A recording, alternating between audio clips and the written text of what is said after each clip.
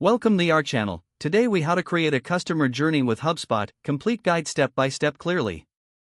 Begin by logging into your HubSpot account. Navigate to the Marketing tab in the main menu. Select Customer Journey from the drop-down options. Click on the Create Journey button to start a new project. Choose a template that aligns with your business goals. If needed, customize the template to suit your brand style and messaging. Add key stages to your customer journey, such as awareness, consideration, and decision. For each stage, define specific goals that you want to achieve. In the awareness stage, identify touchpoints where potential customers first interact with your brand. Consider channels like social media, blog posts, and email campaigns. In the consideration stage, outline how you will provide relevant content that nurtures leads.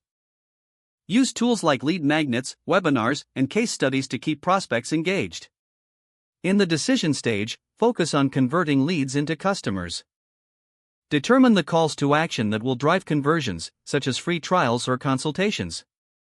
As you build each stage, add appropriate automation to streamline processes. Incorporate personalization to enhance the customer experience at each touchpoint.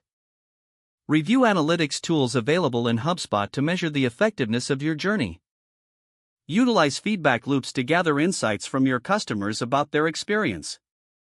Make adjustments to your customer journey based on data and feedback. Once satisfied with your journey, click on the Publish button to make it live. Regularly revisit your customer journey to optimize it over time based on changing market conditions. This ensures that your strategy remains relevant and effective in meeting customer needs.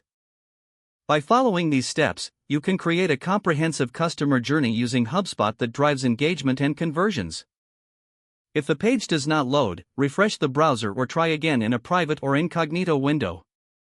Make sure you are using the correct email address, then retype it carefully to avoid small typos. If your password is not accepted, use the reset option and create a new strong password you can remember.